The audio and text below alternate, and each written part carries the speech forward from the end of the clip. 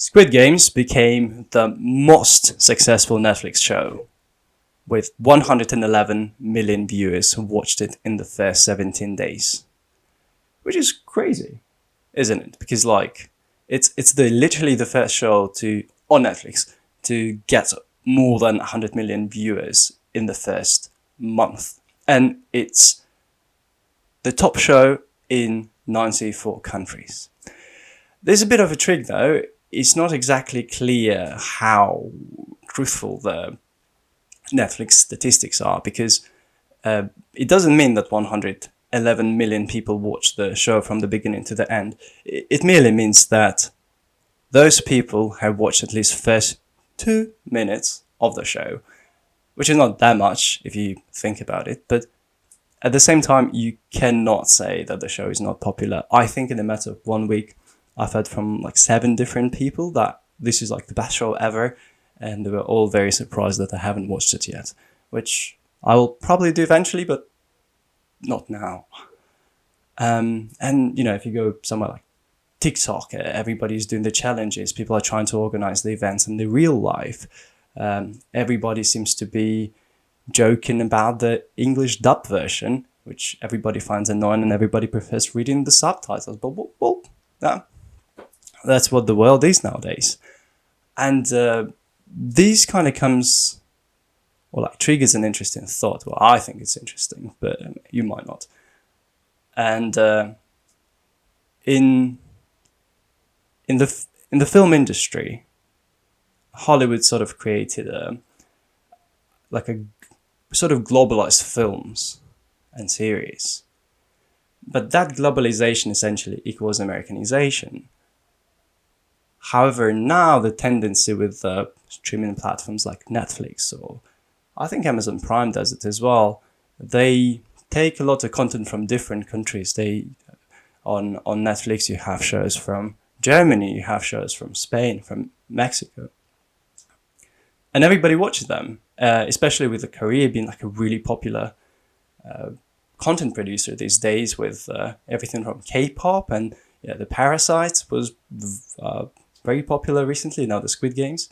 I wonder how it's going to be in 10 years, because possibly this is when we'll see a lot of content from countries we don't really see as content producers by any means.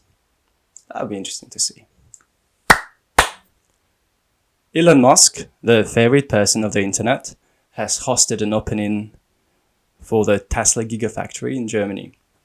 And it literally had everything from Musk reading text in German.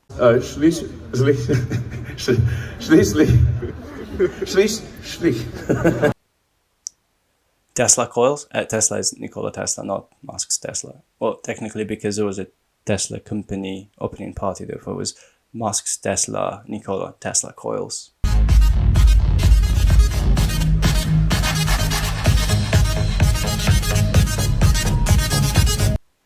Stupid pun, sorry about that. Had a rave, because no party in Berlin goes without a rave.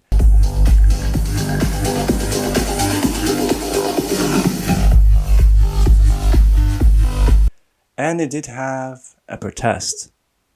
The reasons for the protest were mostly ecological. So to build the factory, a lot of trees had to be cut down. And also there are some concerns about lack of water supply in the area due to the factory needing a lot of water. So there's enough water now, but if the factory uses a lot of water, other people might not have enough of it. Which both reasons are fairly reasonable and make sense.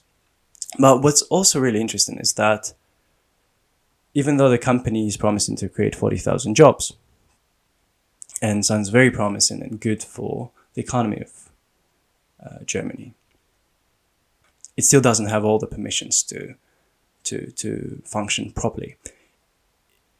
It meant to open in July, but the construction has been delayed, even though the most of things are built already.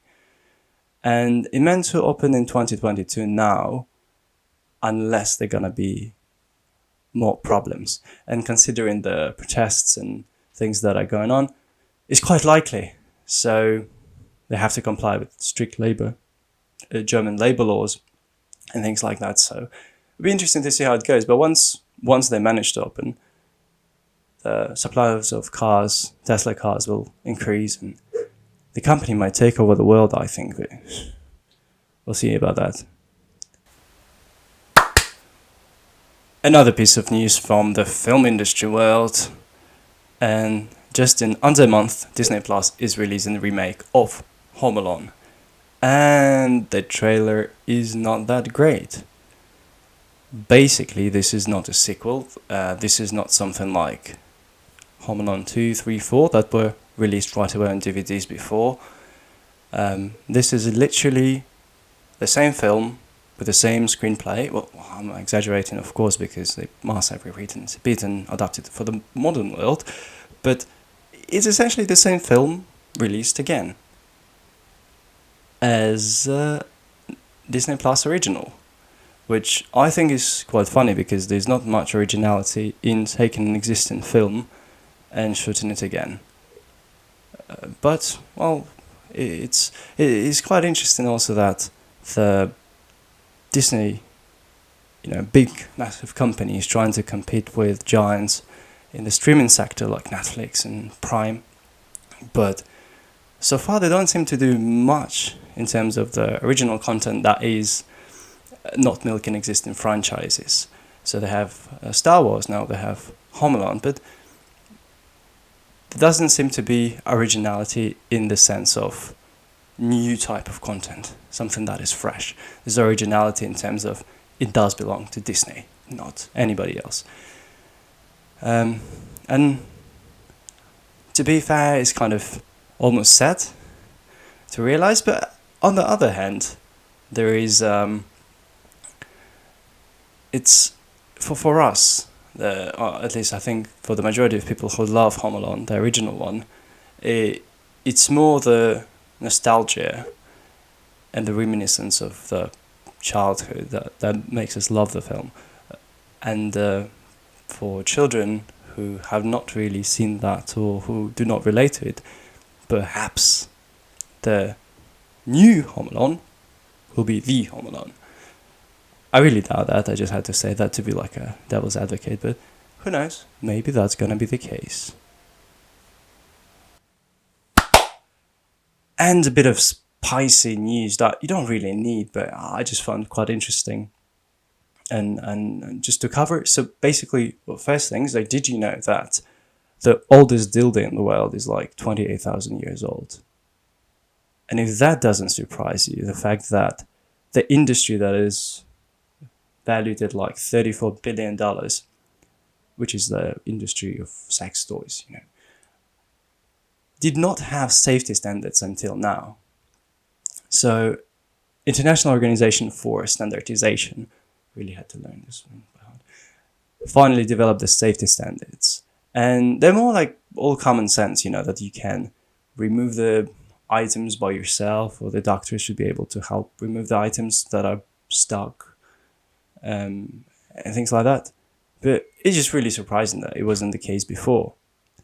I will just quickly read the quote from the website, but there's a wonderful 16-page report that explains everything in details. If you want to, you can go to their website and read it there. But basically, the idea is that the standard aims to ensure that the design of sex toys minimizes the risk of injuries to the user for reasonable and foreseeable use.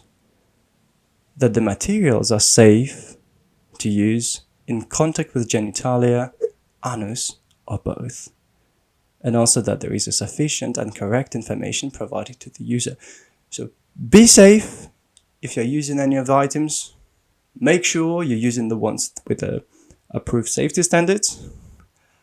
And that's really it. Thanks for watching the video. It was the first one.